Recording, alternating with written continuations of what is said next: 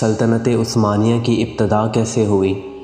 سلطنت عثمانیہ کا نام کسی نسل یا قوم سے نہیں بلکہ اس کے پہلے حکمران سلطان عثمان غازی کے نام سے منسوب ہے۔ عثمان کے نام پر ہی اس کا نام یہ ہے۔ عثمان غازی کے والد کا نام ارطغرل غازی تھا۔ اس وقت ترک قبیلوں کی شکل میں رہتے تھے۔ یہ تمام قبیلے خانہ بدوش تھے۔ جہاں سرسبز علاقہ اور پانی نظر آیا وہیں خیمے گاڑ کر ڈیرا ڈال دیا۔ ان قبیلوں میں ایک قبیلے کا نام کائی قبیلہ تھا۔ کائی قبیلہ باقی قبیلوں سے کچھ بڑا اور طاقتور تھا۔ سلیمان شاہ اس قبیلے کا سردار تھا۔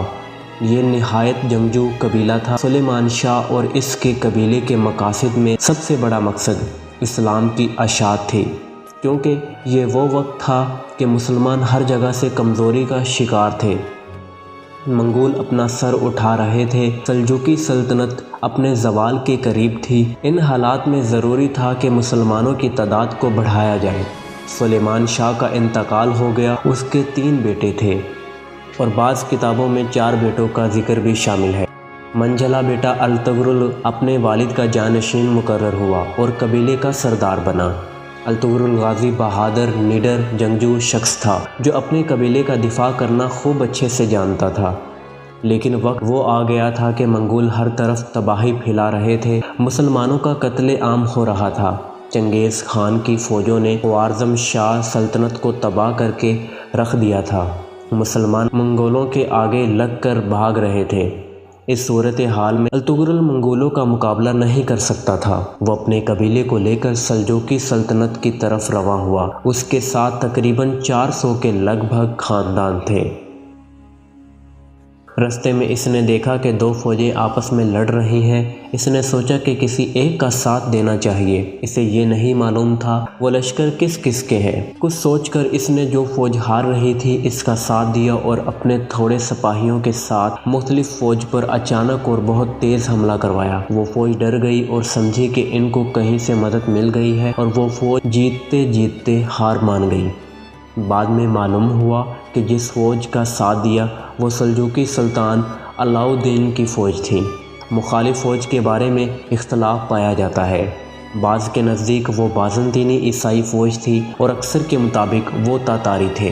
بہرحال سلطان ان کی بہادری سے بہت خوش ہوا اور ارطغرل کے قبیلے کو اپنی سلطنت میں اناضول کے قریب سکاریا کے علاقے میں ایک جاگیر عطا کی اور یہ قبیلہ وہیں آباد ہو گیا۔ سلطان نے ان کو اجازت دی کہ سرحد کے ساتھ ساتھ علاقوں کو فتح کریں، ان کو سلطنت میں شامل کریں۔ یہ علاقہ بازنطینی عیسائی سلطنت کے بالکل ساتھ جڑا ہوا تھا۔ ارطغرل نے کچھ ہی عرصے میں اپنی شجاعت و بہادری کا سکہ بٹھا دیا۔ ان فتوحات کا نتیجہ یہ ہوا کہ باقی بہت سے ترک قبائل بھی ارطغرل کے ساتھ مل گئے اور اسے اپنا سردار تسلیم کر لیا۔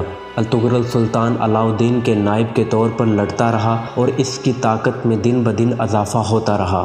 ارطغرل نے بازنطینی سلطنت کے ایک بڑے متحد لشکر کو شکست دی۔ مدتوں اس جاگیر کو حاصل کرنے کے لیے مسلسل جنگیں لڑتے رہے۔ سن 1281 میں 90 برس کی عمر میں ارطغرل کا انتقال ہو گیا۔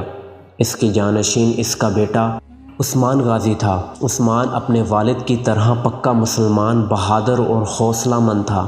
اس نے بھی فتوحات کا سلسلہ جاری رکھا۔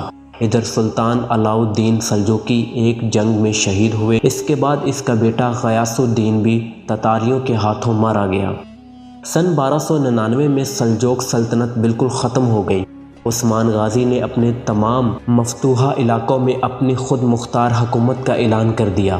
یوں سلجوقی سلطنت سے علیحدہ عثمانی سلطنت قائم ہوئی۔ سلجوقوں کے لیے یہ بات تشویش کا باعث ہوتی کیونکہ وہ اندرونی جھگڑوں کی وجہ سے مکمل زوال پذیر ہو چکے تھے۔ امیر عثمان غازی نے بہت سے شہروں اور قلعوں کو فتح کیا، یعنی شہر جو کہ برسا کا ایک ضلع تھا کو اپنا دارالحکومت بنایا۔ سلطان عثمان نے مال خاتون سے شادی کی۔ سلطان عثمان کو سلطنت ملنا اور ایک مضبوط اسلامی سلطنت کا قیام ہونا اللہ کی مرضی تھی۔ اس سلطنت کے قائم ہونے کے بعد مسلمان متحد ہونا شروع ہوئے۔ برسا کی فتح کے بعد سلطان عثمان بیمار ہوئے اور سن 1323 کو وفات پائی۔ مرنے سے پہلے اپنے بیٹے اورحان خان کو ایک طویل نصیحت کی اورحان خان سلطان بنا اور اپنے باپ کی پالیسی کو جاری رکھا۔ جب سلطان عثمان کا انتقال ہوا تو سلطنت کا رقبہ 16,000 مربع کلومیٹر تھا۔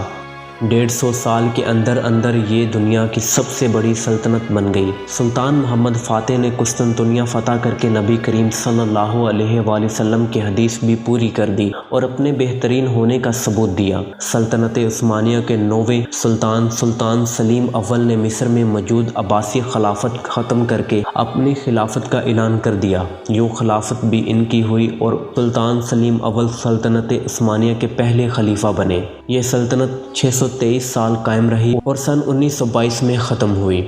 سلطان عثمان کے نام سے ہی سلطنت کو سلطنت عثمانیہ کہا گیا۔ انگلش میں اسے عثمان امپائر کہتے تھے۔